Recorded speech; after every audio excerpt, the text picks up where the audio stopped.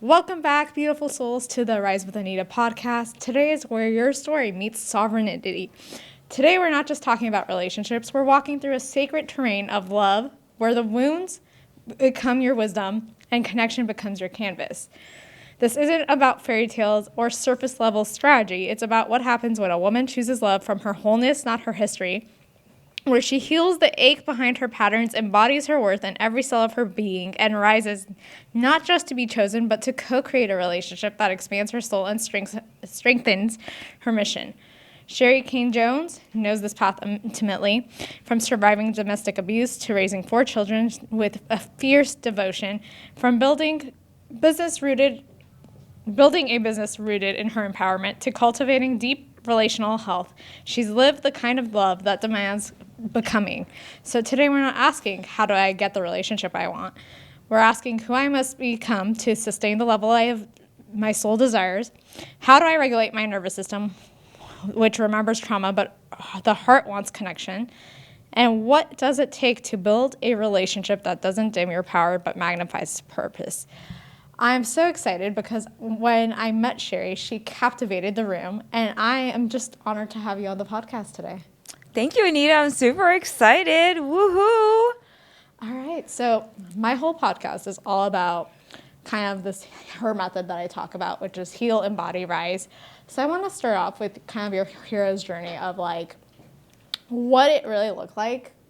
Take us back to what you went through and how that kind of encompassed your turning points, and then what really made you finally say enough is enough. Oh, yeah. Okay, so it all started when I was 2. No, I'm just joking. You're like, oh my goodness, it's going to be so long. I grew up in San Antonio, Texas. I am born and raised. I might be black on the outside, but on the inside, like I'm totally like a lover of everything Mexican inspired. It's just where I'm from. It's my roots. And I grew up in poverty and in a home filled with drug, alcohol, and domestic violence. Mm-hmm. And that was perpetrated by my stepfather, and I went through that for 16 years, and for every day of my life my stepfather told me how stupid and ugly and fat that I was, and it really created this insecurity. So whenever I went out into the world at school, all of his words were just reinforced. You don't belong here. Mm-hmm. Why are you here? You're ugly, or whatever those words that were spoken. And then my stepfather left when I was 16, and within a year I was in a relationship with with an older man. He was 25. I ended up getting pregnant, dropping out of high school, and even though I was raised in domestic violence, here I was in a relationship with domestic violence. And I was with him for a couple of years, and then for me it was a real supernatural spiritual moment where I just was like, what am I doing? Like my life, who I am, my value, my worth is worth so much than this. And it was literally it was just a turning point where for some reason I got to see who he was and what he was about. And he was a 6-time world champion in karate. So that was a crazy thing. So I was being abused, but he would do these crazy moves that didn't leave marks. And it was a completely shackling experience. So I had that moment, and from that moment on I just made a decision to move forward. Now fast forward, I get married, I have kids, and then I recognize that my son, I have four kids, 2 adult daughters and 2 younger boys. Well, they're adult daughters now. But anyway, my son was diagnosed with special needs, and I just thought, oh my gosh, like I went through all of that for this. And again, it was another superpower moment where I just made a decision that I'm not what has happened to me. I'm not what has happened to my kids. I am not what I've experienced. And it was another spiritual moment where I said, you know what? Like, I'm not going to wait for someone to help me rise. I'm going to use the her method. I'm going to get up and I'm going to make a decision to rise. I love this. And so let's go back for a moment, because I love something you just said, which was you had that power of decision. So for you, what was your kind of like all hail, let's go in? Mm-hmm. So I don't know if it was a moment in one decision, but it was a series of decisions. Sometimes with some people, it's just one moment. But when I look back on it, it was micro decisions that said, you know what? don't have to live like this. And I didn't have the language to articulate it back then, but what I knew was that I did not have to be a victim in my own story.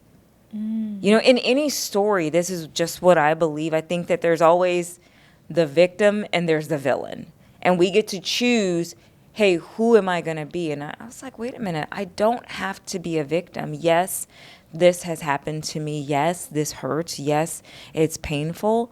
But I get to choose my role. And if I'm going to choose my role, like, I want to choose the hero.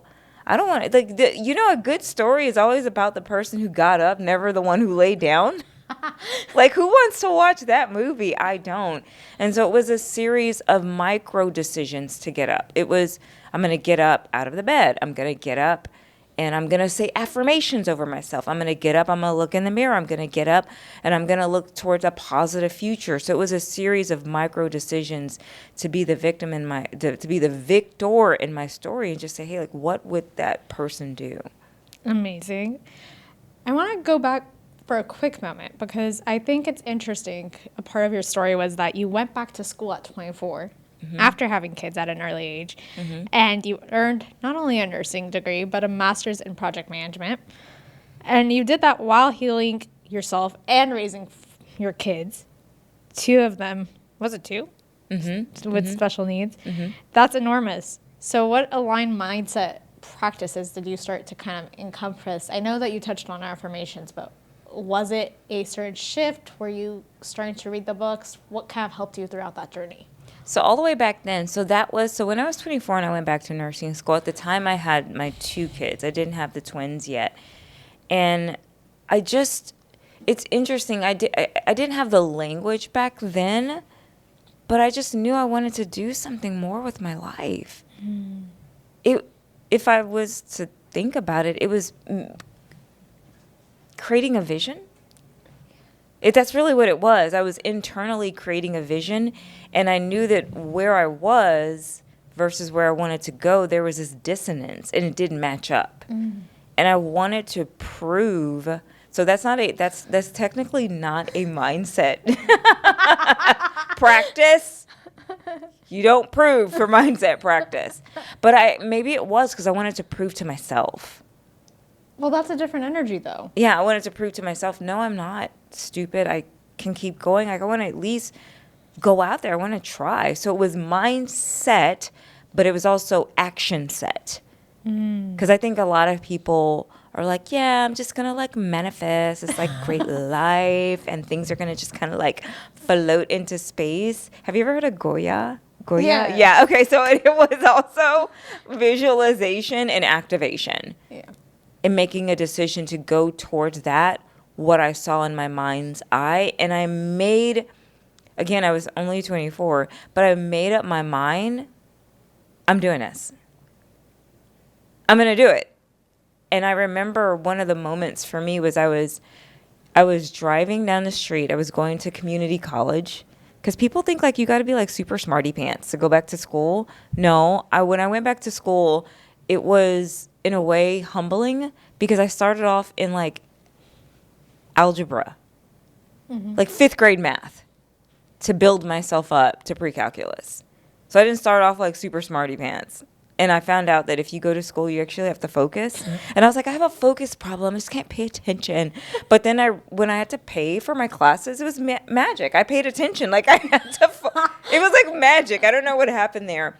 But like I was saying, it was mindset practice of making a decision that this is what I'm going to do and I won't be deterred. And as I was driving down the road one day to go to community college, this was back in North Carolina, I saw this guy who was in a wheelchair and he had a friend who was pushing him.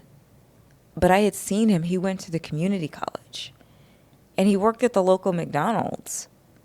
And here he was, no car, no legs. And somebody was pushing him. And I looked at that and I thought, what the hell is my excuse? I'm driving in a car. I have legs. And if I think I can't do it, and this young man here who is wheelchair bound isn't making excuses, then how dare I make excuses with this existence I've been given? Absolutely. So you kind of got a perspective shift in that moment of like, it's that example of, hey, if he's not letting me stop, to stop me? And it kind of changed the trajectory of your life in the sense of now you know to focus on whatever it is that you're attaining. That's amazing. So getting into kind of more of your story, you now achieve a lot of high successful women to silence imposter syndrome, manage their family conflicts. I know that you and I really resonated over the family dynamics, and set bold goals and actually start to take that aligned action, which is literally all that I think is so overlooked, because so many times people go, it's kind of what you're saying, I want the manifestation, but I just want to visualize it into fruition. And it's like, okay, once I have that visualization, how do I reverse engineer the process of getting that thing, whatever the outcome is? So what are the top 3 internal blocks you see your women face? And what would you say are the strategies today that you're helping them with? Top 3 internal blocks. Well, I would say the first block is their thought patterns. It's all about your thoughts. If you think what is it Henry Ford said? If you think you can, you can. If you think you can't, like, welcome to the I can't party. So it's going to be those thought patterns, because your mindset, it's going to give you the life that you want, or guess what? Your mindset's going to give you the life you think you can have. That's the same way it is with relationships. You're going to get the relationships you want, or you're going to settle for what you think you can have. But it all goes back to what you think in your mind. And that is the number one block, is how you think about the life that you want to create. So when I say that, what I mean is that I used to look at successful people. So let's say it's somebody like, I don't know, okay, Tony Robbins. The first person that popped in my Uncle Tony. Okay, so the first person that pops in my head is Uncle Tony. I can look at him and I can either be inspired or demotivated. And so sometimes when we are looking at people, we'll say, oh, yeah, Tony did it. But then there's this other thought that comes so sneaky, and it says, but he's tall. But he's a man. But he's tough. But he's he had smart. it easier. But he had it easier.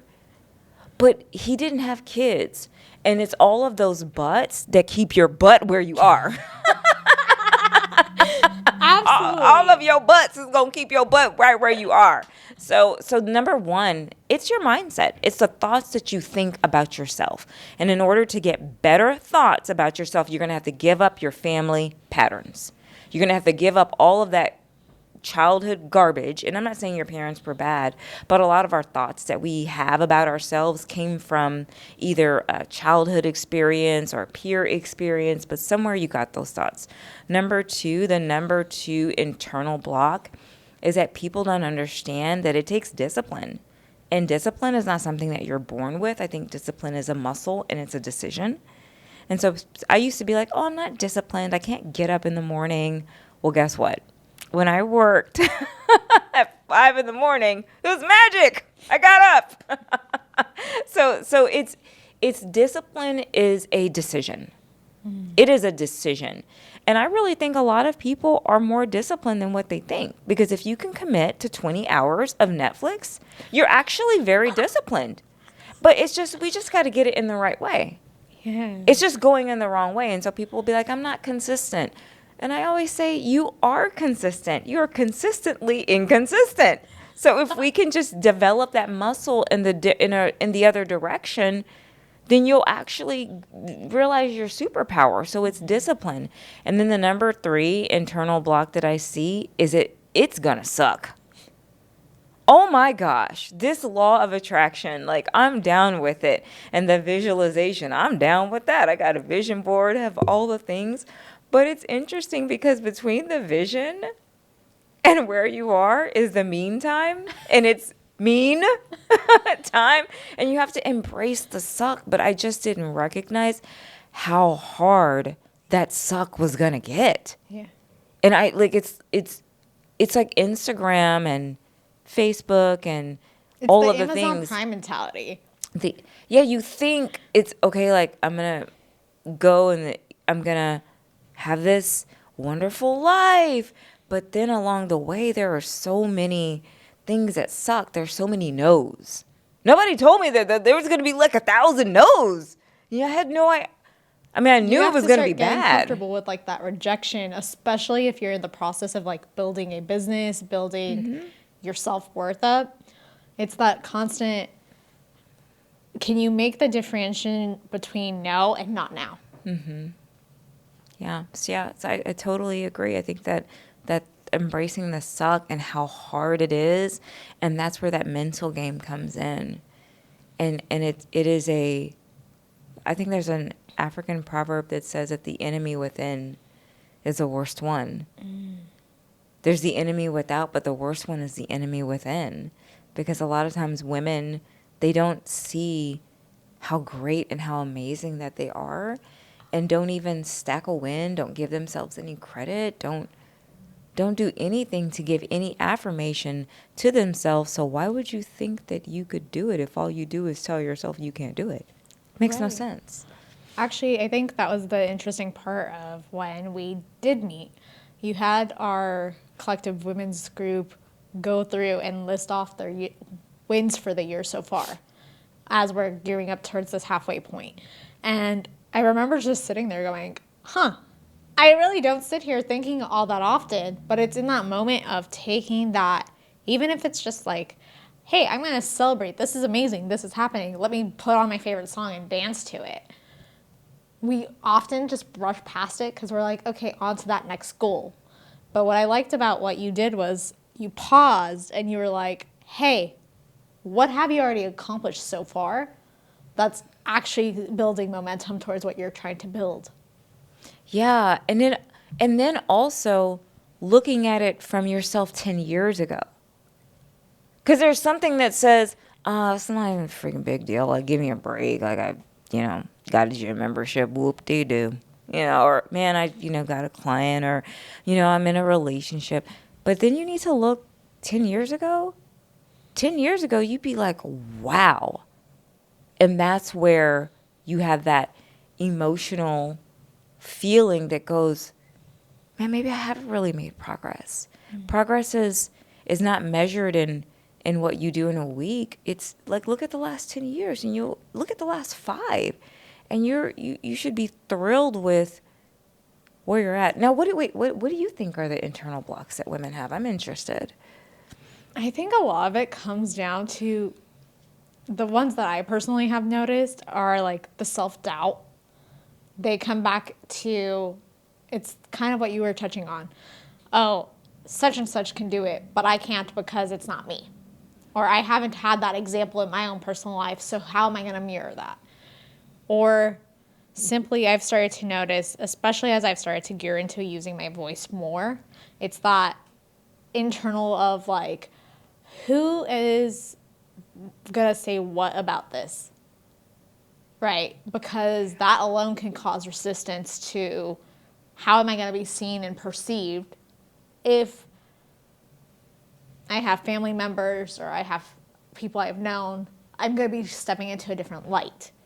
So I think sometimes we get so afraid of what others might say about us, what they make about us, that it ends up almost stopping us from taking the actions that we want to take or we know we're aligned to take.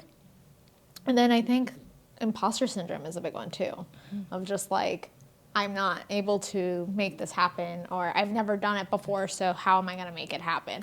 And I think the beautiful part of that is we're in the industry of literally mentoring and guiding and kind of like rewiring these beliefs to be like, hey, you might not have done it, but look, there's examples of people who have.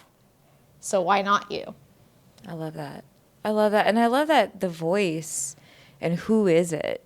We struggle with that, or that can be a whole thing. I just love that you said that you called that out, because their opinion is nice but not necessary. Absolutely. I think I finally got to a point for me in my own personal journey where it was like, I'd rather lose you than lose my purpose. And once I got to that point, it was like, there's no turning back. Like, let's just go.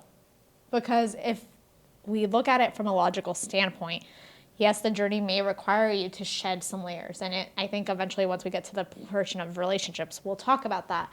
But it's like the right relationships will find you. So even if you have to shed the incorrect people of your life, it's going to bring you more closer to what your fulfillment is and what you actually need to kind of embrace in becoming your own authentic self. I think the biggest mistake women typically do make is that we live so much of our lives giving to others or giving into others' opinions that we end up forgetting who we actually are. Girl, now look, I'm gonna tell you something. I had this lady who's in my coaching group. She was 69, and there is a consequence to giving to the detriment of yourself. And I think in society, it's like a badge of honor. Like, this mom sacrificed herself. I'm like, oh my gosh, like, that sounds awful. Like a sacrifice? Like, don't they burn those things up? Like, wait a minute. And she just talked about how this woman, she's amazing. She started doing some incredible things. I'm so proud of her. But just how the people pleasing, overfunctioning, what it led to was saying, hey, like, what's my purpose? I've given to my family and to everyone, to my job. They need something. Yes, I'll do it. My family needs something. Yes, I'll do it. My spouse needs something. Yes, I'll do it. And now she's almost 70. And it's like, whoa, wait a minute. What about what I've been called to do?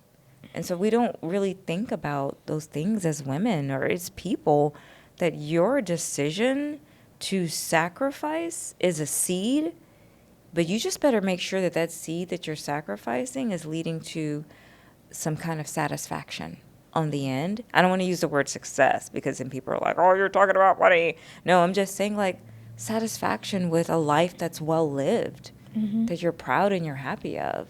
Absolutely. I think what has started to help me really in my own personal journey is that concept of, if I look and lay on my deathbed, how much of my life am I going to regret? Because let's be honest, you don't usually regret the things that you did. It's those actions and those moments that you wish you spoke up. You wish you pursued that dream. You wish you took that action to get to the relationship or whatever the case is. Those are the regrets that we have. It's very rare that I find in the conversations I've had, and I think there's a beauty because I tend to connect with people who are much older than I am. And what I always notice is the common thing as I have conversations with them, and I'm like, tell me about your life, the things that they regret is very rarely the pursuit of what they wanted. Yeah. Kubler-Ross talks about that, how the dying, they regret what they didn't do, but it was not being true to themselves. I love that, just visualizing how you want to live your life and then just make decisions that are in alignment with that. 100%. So tell me, when we talk about embodying success and resilience, what do you think that looks like on a day-to-day level for you now and then for your clients as you're witnessing them? Yeah, on a day-to-day basis, what is resilience and what was the other one? Embodying success. Embodying success. I think it's that there's so many different layers to it. The very first thing is being true to me. I am not obligated to somebody else's opinion. That's why I said it's nice but not necessary. So when I sat down with that coach, because my mental break ended up with, it wasn't a mental break, but it was a breakthrough with a coach, and we sat down, and I wanted to go back and get my master's degree. I wanted to write a book. I wanted to begin to be a speaker. But I had this internal resistance because I was concerned that people were going to judge me. Like, oh, how are you going to do that? Your kid has special needs. How are you going to help women with this when your life looks like that? And I'll never forget when he said, hey, who are all these people who are judging you? Let's get over these mental blocks. And when he asked me that question, I couldn't name one single person. And he held up a blank sheet of paper and he said, are you going to let a bunch of no-name people stop you? Oof. from living your dream. So I made that decision. I'm going to be true to me. Mm-hmm. Now, I'm not saying that I'm going to be true and just doing all kinds of crazy things, but I'm going to be true to what I believe I've been called to do, what I believe God has called me to do, the women God has called me to help. I'm going to stay true to that, because when I don't, then it's like a way of abandoning myself. Yes. And I always say it like this, is that when you hold in and you suppress your purpose, your vision, it's so heavy. I believe for me personally, it comes from God. And imagine just trying to hold in God. It's exhausting. Why would I do that? So I'm just true to who I am. Now then it's on a daily basis doing stuff that sucks. Okay, like it's getting up in the morning. Every morning I do this. I have like a framework for my day. So it's frame 1, frame 2, frame 3. So frame 1 is really meditating, reading. I do my affirmations. I exercise. I connect with nature. It just helps. That right there, it's starting the day off with a win instead of rolling out the bed. I mean, like some people, they get up and they do their workout or they connect later. But for me, that's my win. Is connecting first with myself. And then like the external world in. Yeah, because I'm no good to anyone if I don't first figure out what's going on with me. That's my first thing. And I tell people at the beginning of the day, like that's start your day off that way or end it that way, however it works. And then my second part of my success is the discipline. It's making the phone calls. It's stop waiting for the freaking perfect moment that's never going to happen. I was telling my husband yesterday, I was like, why is it that I want things to work out? And when it doesn't, I'm like, what happened? But when I look back on my life, nothing has ever worked out. Like, give me a break. Like, I was born, like, in the hood. Like, I went to school in the hood. Like, I didn't, I mean, in school, I did well, but I ended up with a relationship. You know, I had, none of my births ended up, I wanted to do, like, a home birth. Oh, my gosh, what was I thinking? Like, I think my heart goes out to the mamas who do that. My twins weren't born the way I thought they were going to be born. My third one wasn't born, or my second one wasn't born. Like nothing in my life has turned out just exactly the way I wanted. So this belief that it's going to turn out the way I want is absurd. It's insanity to expect this to turn out when it never has. So now I just discipline myself to do it now. Like a lot of times I'm like, okay, I want to be sitting in my office and have like this perfect sales call and like, oh my gosh. Yeah, it just wanted to be perfect. But I was on vacation last week and it was like, I didn't have a sales script in front of me. Girl, I had my phone, no script. I was just talking to her. I was like, look, this is where you want to go. You want clarity. You want to have your vision. You want to discover your purpose. You want to stop being exhausted. And she bought. It wasn't perfect. Nothing works out the way you want it to. So that's the second part is making sure that, hey, like in that second frame of the day, that's a daily success. And then the last part of the day, and I do want to get better at this because I'm not perfect, is just reviewing the win. Anything. And I'll say like to my husband, I'm like, well, what went well today? What did you learn? Everything that you do, it doesn't have to end off in this perfect outcome. Sometimes it's the lesson that you learn that helps you for the next time that you encounter a situation. Sometimes it's acquiring information that's going to help somebody else. It doesn't always have to be perfect. Some kind of outcome that's going to benefit me. Mm-hmm. It could be benefiting someone else. So those are to me like the true successes is acquiring, learning, and being the best person I can be so I can help someone else. I love that. And I think what was so great about what you just talked about was that debrief you do with your husband of, hey, what worked today, what didn't. So I imagine in other parts of your relationship, you probably have that check-in together where it's like, how can we connect? How can we improve this relationship? So do you want to go ahead and touch on that aspect? Oh, yeah. Like, how do you check in? Yeah. So here's what I do in frame 1 of my day. Because I'm big on relationships and how my relationships are impacting me. There's 4 relationships. There's a relationship you have with the spiritual world. There's a relationship you have with people around you. There's a relationship you have with yourself. Mm-hmm. And there's a relationship you have with life. And the women I work with, a lot of them, their spiritual life is pretty good. But their relationship with themselves, their life, and other people, it sucks. Usually the worst one is a relationship with life. It's Expand on that. so, life sucks. Life's so hard. Man, life's a struggle. Guess what you gonna get? Struggle, hard, it ain't working. Now, I say those things too, but that's my relationship with life. So what I do in the morning is I write down people's names in my family. Mm-hmm. I write down my business, and I rate it. That's my check-in. First, before I even check in with him, because we've been married for 24 years, so who knows what we're going to say. It's usually something good. But before I even check in with him, I check in with me. Mm-hmm. Sheree, how do you feel about your spouse, your relationship? And I rate it on a scale of 1 to 10. This is what it is. I first check in with me. So that's what I would tell someone is the first girl, fella, friend, check in with yourself. How do you view it? Then I write down my emotions.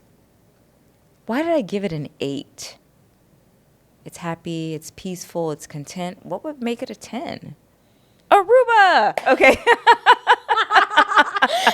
Jamaica! But if it's a 5, if it's a 6, wait a minute. Now we've got, where would I want it to be? An 8? That's a big gap. What's going on here? Maybe we need to have a date.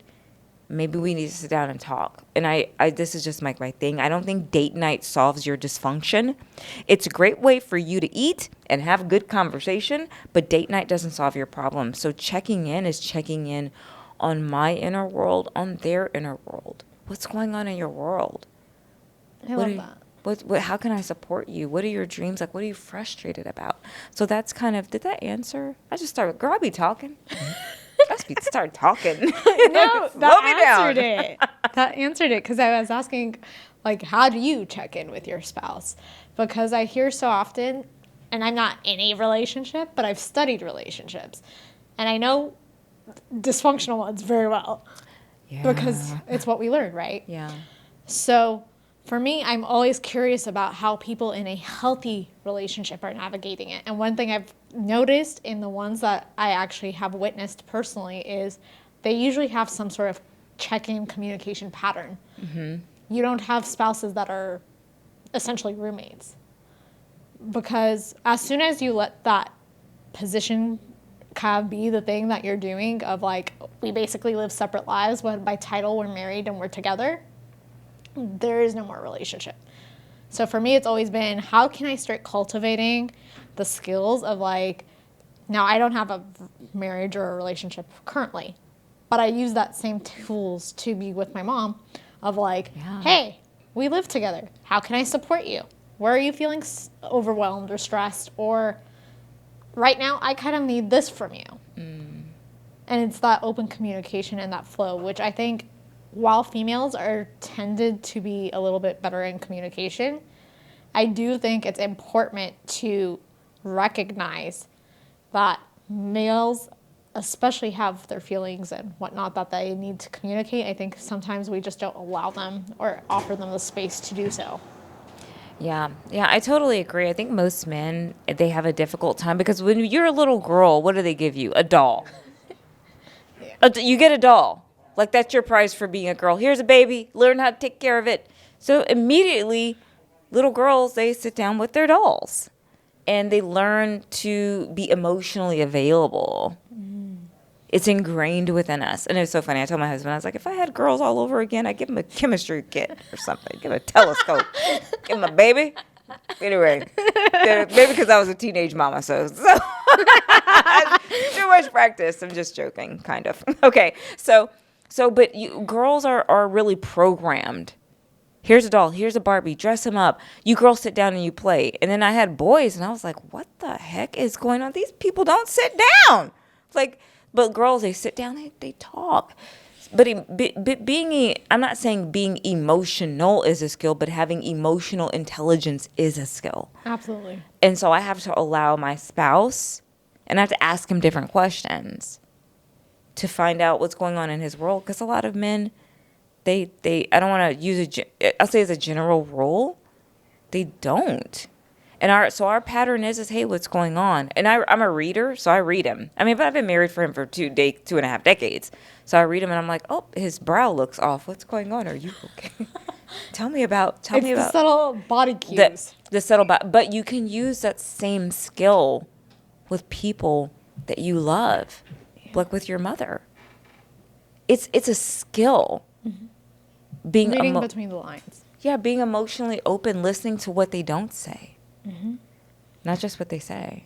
So since we are on the topic of marriage, how do you say the inner child kind of, those blueprints that we have from our family, whatnot, coming into that type of relationship where it's obviously you're in a more intimate proximity.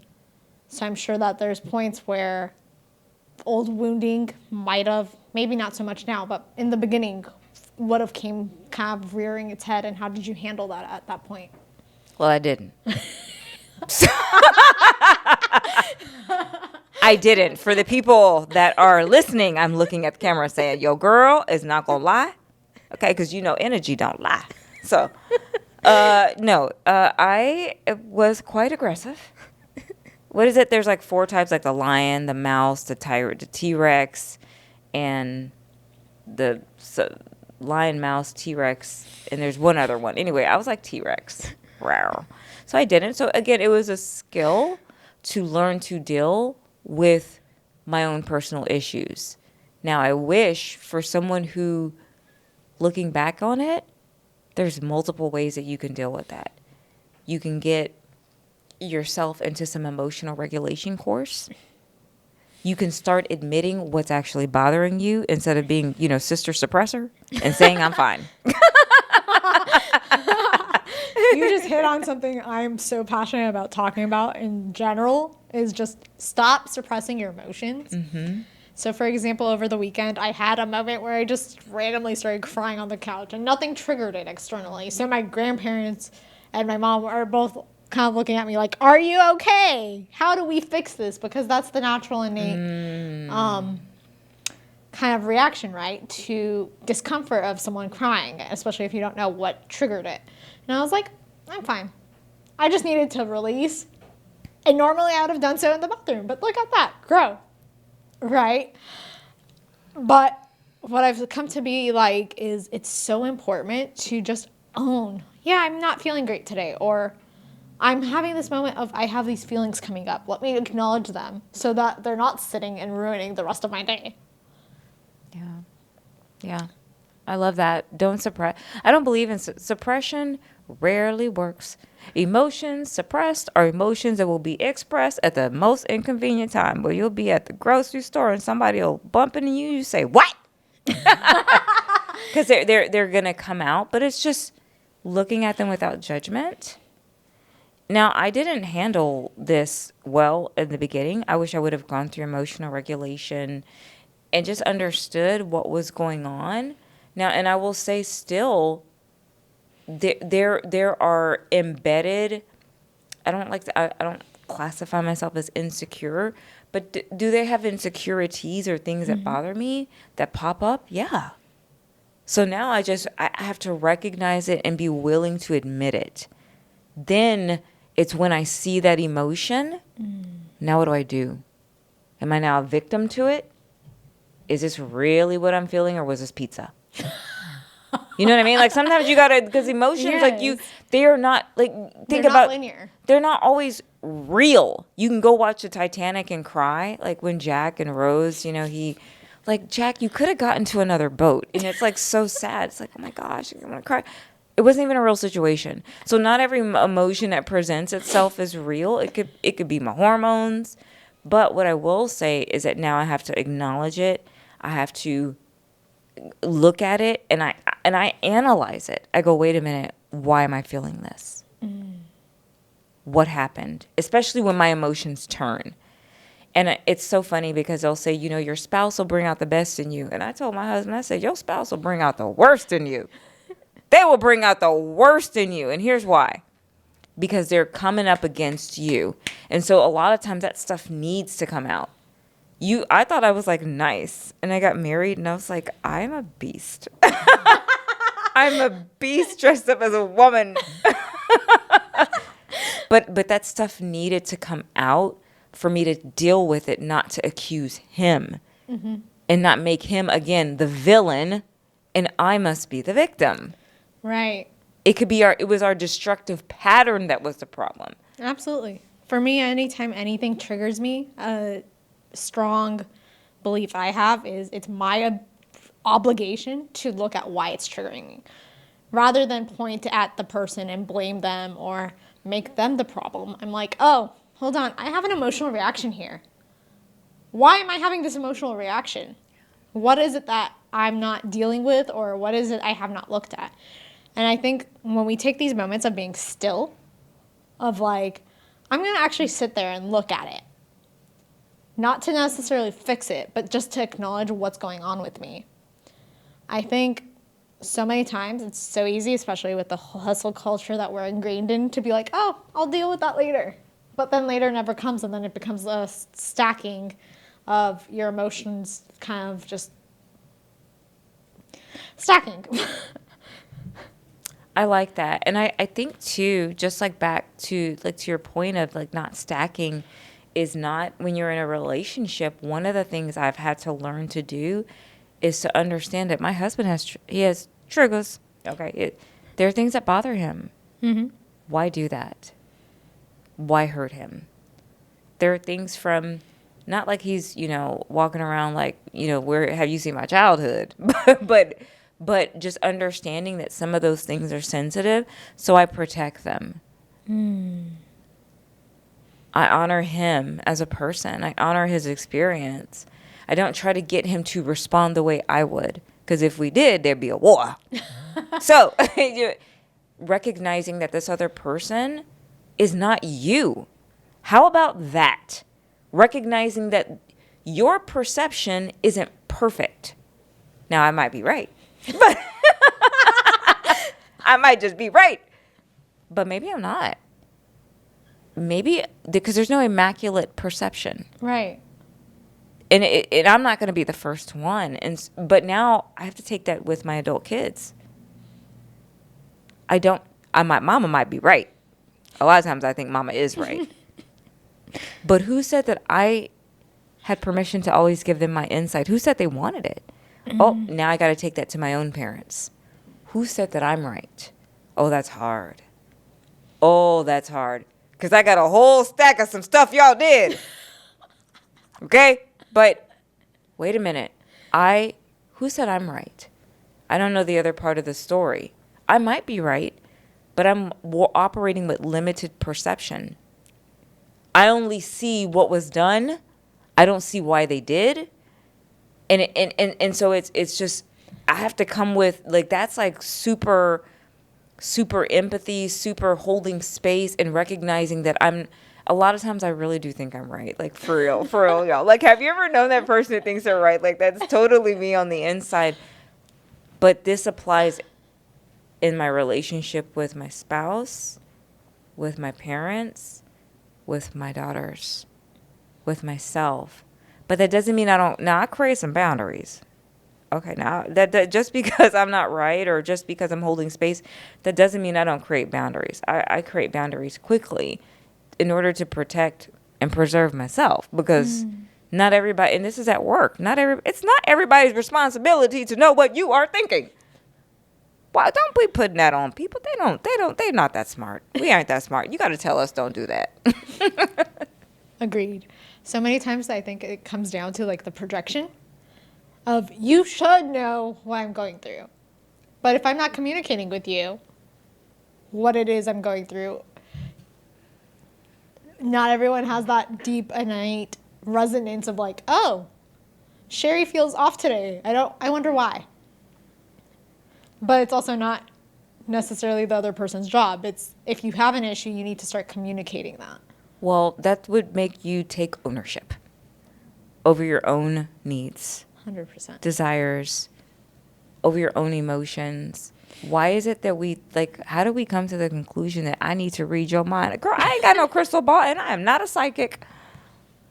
I'm not getting paid. And I'm going, now you want me to read your mind? Yeah, You're asking exactly. me to do a lot. Exactly. It's like, and it's not fair. Fair. It's not fair. Like, that's such a bad word, but it's not fair because you're too lazy and you don't want to communicate because really you're scared. And that's cool. It's cool that you're scared, but let's just call it what it is. You just don't want to communicate because for whatever reason, you just might be scared, and we can work with that. Absolutely. So a key part of rising isn't just our personal successes in business or in life. It's what you would definitely key into is sustaining that vitality in relationships. So you've led women through family conflicts and relationship recovery. What does a healthy, thriving relationship need at an energetic level? Yeah, oh gosh. It depends on the relationship, but depending on the nature of it, relationships always are going to need safety. They always need safety. Because what kind of relationship can you truly have if you feel like it's danger zone? Henry Danger? Isn't that what the kids watch? My son watches Henry Danger. If you always feel like you're in a danger zone, we really don't have a relationship. What we have is a transaction. And again, that's cool. But it's not a real relationship. Relationship. That means that we are in some kind of agreement in a ship. Discipleship, fellowship, mentorship. There's got to be some safety within that. The other component people need is trust.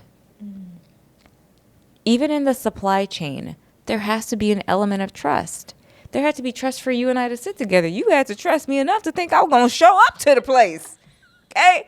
You know, there has to be an element of trust. What I recognize in most people, this is not just women, is we don't know how to trust people. A lot of us think, I trust you. Yeah, but what does that mean? What does that mean, I trust you? Like, trust is all or nothing. I trust you to the extent I know you. Now, I trust you. That don't mean you get my bank account stuff. I don't trust you like that.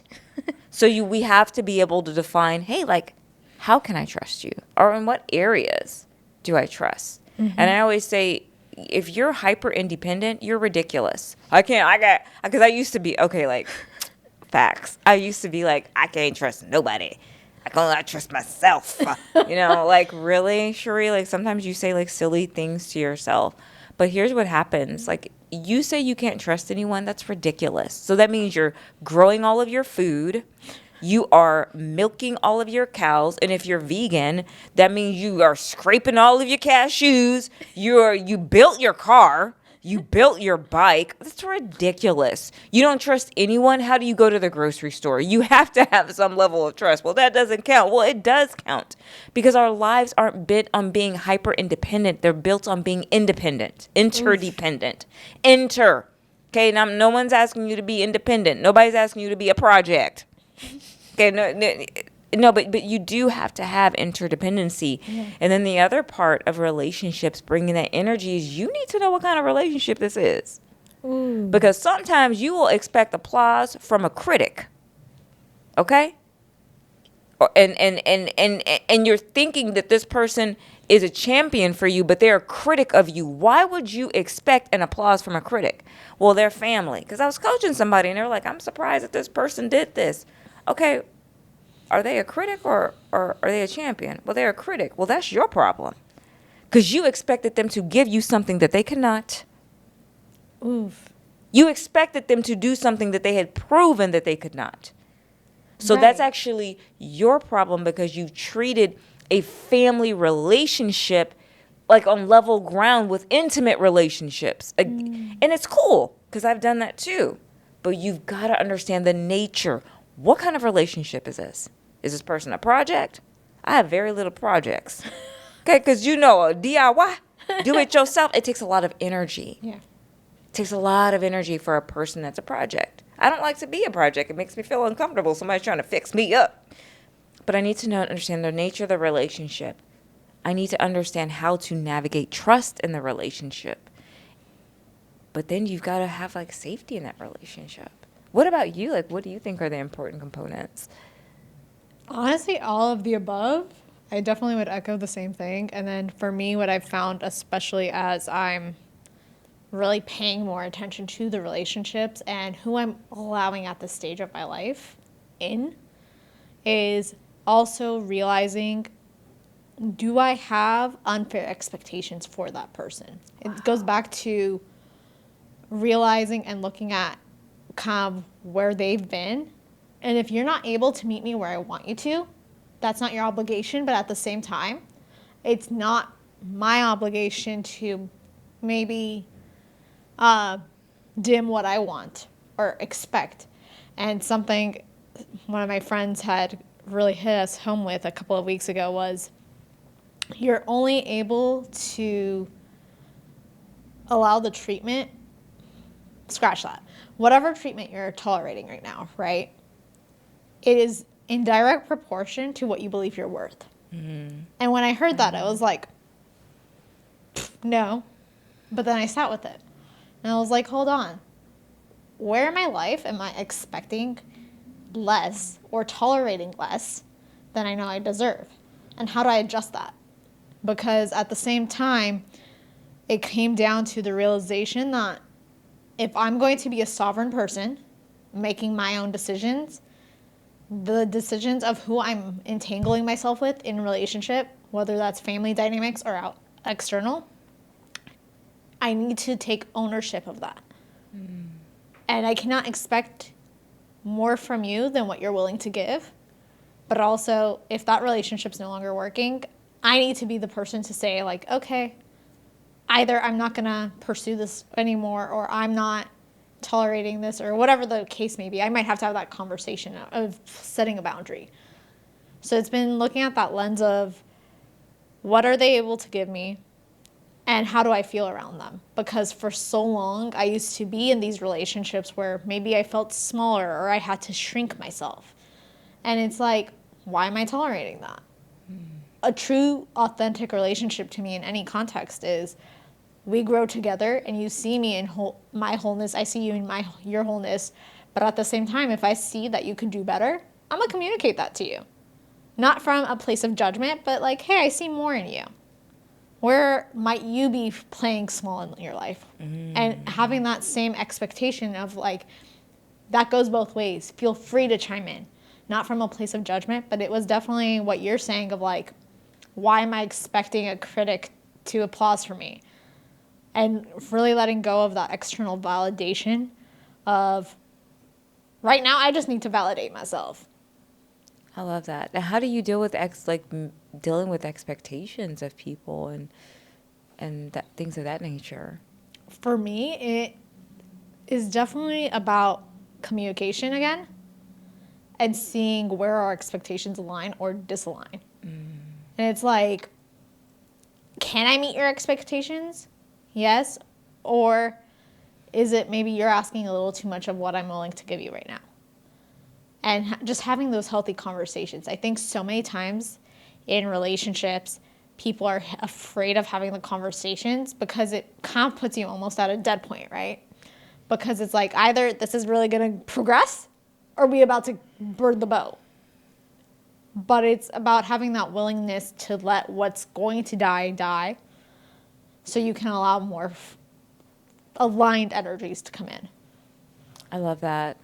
I love just expectations, because Christine Hassler has a really great book, Expectation Hangover.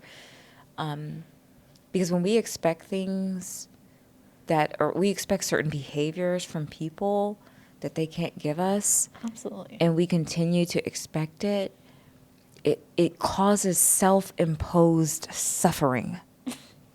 And suffering is a choice. And now I'm suffering, because look, there is suffering in this world and it is real. But why in the world do I need to be dealing with some self-imposed suffering? Like, I got enough suffering. You know what I mean? Like, suffering from the heat in Las Vegas. Like, suffering from traffic, suffering because you're thirsty all the time. And now I got to, but now, wait, those are, like, not choices. Like, it's hot. I love it here. I wouldn't choose to be anywhere else. But when it comes to me suffering, because I keep expecting you to do something that you can't do, oh, baby, now I'm the problem. Yeah. Now I've just created my own inner turmoil, and I just love that. I love what you said. I have enjoyed this conversation so much. And I'm going to be honest, I think we need to do a part 2 because there's so much we can get into just across all the ways that our work kind of interconnects. So, what I usually like to do is firstly, before we end off, I want to ask, how can our listeners connect with you? What are you excited about sharing with them right now? And just where can they get more of your magic? Well, first of all, I just want to thank you because I think you're so just beautiful spirit, beautiful, amazing woman who just loves people. Thank you so much for having me here on your show and on your podcast and just sharing your radiance. I feel so honored to have learned from you about expectations and dealing with family and even like, hey, like how to support your family members, your mom, and just the her method. I love it all. So I have to say that first before I talk about how people can connect with me. You can go to my website, coachshereeonline.com. You can also follow me on Instagram, Cain-Jones, where I'm just giving, not just giving, but I'm really helping women who need to disrupt their relationship patterns so that they can live their purpose and walk out their vision. And most of all, I love people. Visit me on my website. And I'm also a keynote speaker. You can go to ShereeCain-Jones.com and get more information about me there. Beautiful. So I usually start the podcast with this question, but I'm going to go ahead and actually end it. What's bringing you joy right now? What's bringing me joy right now? What's bringing me joy right now is recognizing that life is never going to be perfect.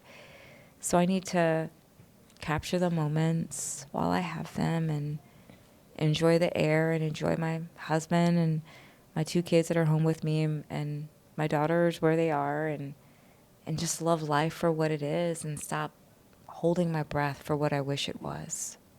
I love that. Okay, so rapid fire. So think 1 to 2 word answers. A book that changed your life. 5 Things to Do Before 8 a.m. by Terry Savelle Foy. Love it. What's your daily non-negotiable outside of brushing your teeth? I had a guest answer that, and I was like, oh, we're going literal here. Okay, yeah. My daily non-negotiable is sitting down and meditating and reading. It must be done. I must feed my soul before I feed anyone else. Love that. What is 1 word that describes the season you're in right now? Rebirth. Same. 2025 word of the year. Oh, expand. Aligned. That's the vibe. Okay. I love it. Well, it's been an honor to Wait, have what are you. yours? Like, do I get to find out? Okay. Yeah. Oh, she's turning on the interview channels. Okay. When we started the year, my word was bold. And as we are getting into this like halfway point, I'm finding that the word has been added of surrender. Surrender the house, surrender the control. And my 2025 theme is just quantum leap. And the book that you've read that changed your life, what book have you read? So many. The latest, and this is just a plug, is The Reinvention Formula by Craig Siegel. The Reinvention Formula. Okay. Yeah, because ironically, I found that as I needed to be reinvented. So, I love it. Thank you. well, it's been a pleasure having you. Yeah. I'm so grateful we had this conversation. And like I said, you have to come back on the show. Yeah, absolutely. Thank you so much for having me, Anita. And it was so fun being with y'all.